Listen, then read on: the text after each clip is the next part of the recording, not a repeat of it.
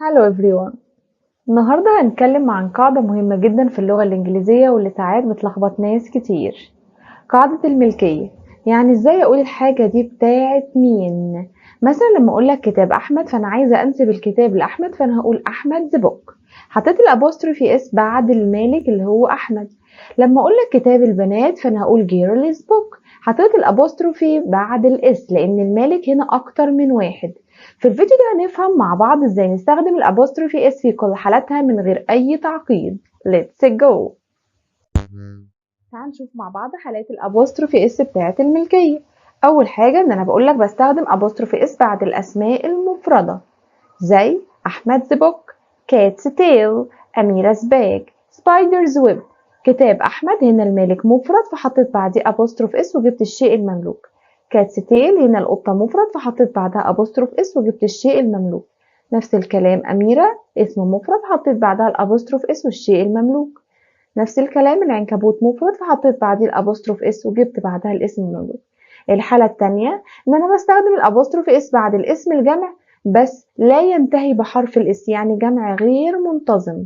For example men's coat بلطو الرجال. الرجال هو اسم جمع لكنه لا ينتهي بحرف الاس فانا هعمله على شكله واحط بعديه apostrophe اس. people's number رقم الناس. يبقى ال people هي جمع كلمة person فهو اسم جمع لكنه غير منتظم حط بعديه apostrophe اس والاسم المملوك. children's book children's book كتاب الأطفال. women's bag شنطة النساء. يبقى لو المالك جمع بس غير منتظم مش منتهي بحرف الاس حط بعديه apostrophe اس.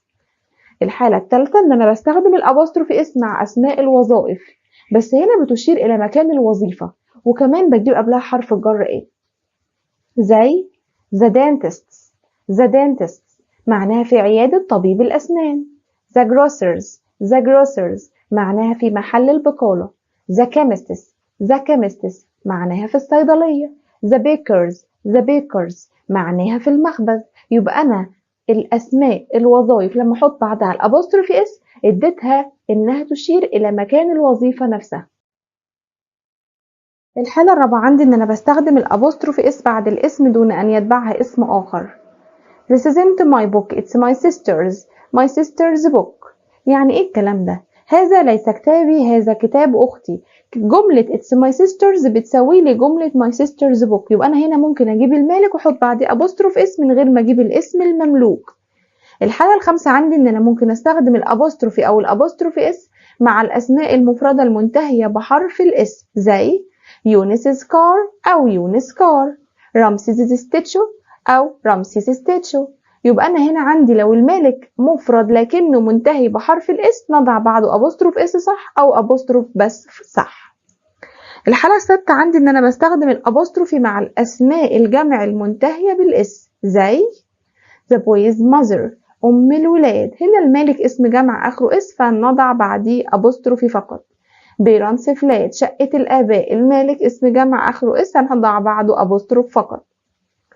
الحالة السابعة عندي إذا كان المالك لأكتر من شخص هنضيف أبوستروف اس لآخر شخص. إذا كان المالك أكتر من شخص ركز معايا زي المثال اللي أنا جايبه لك أميرة and Ali's father is a teacher. معناه هنا إن والد أميرة هو والد علي يبقى هما الاتنين عندهم نفس الأب فأنا هنا هحط الأبوستروف اس بعد آخر اسم.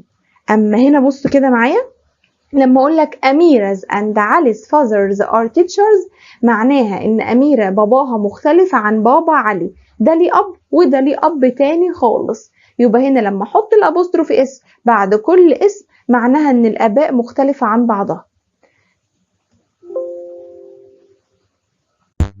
That's all about the possessives. وكده خلصنا قاعدة apostrophe اس الملكية. Don't forget to subscribe, like and share. See you in the next video. Bye.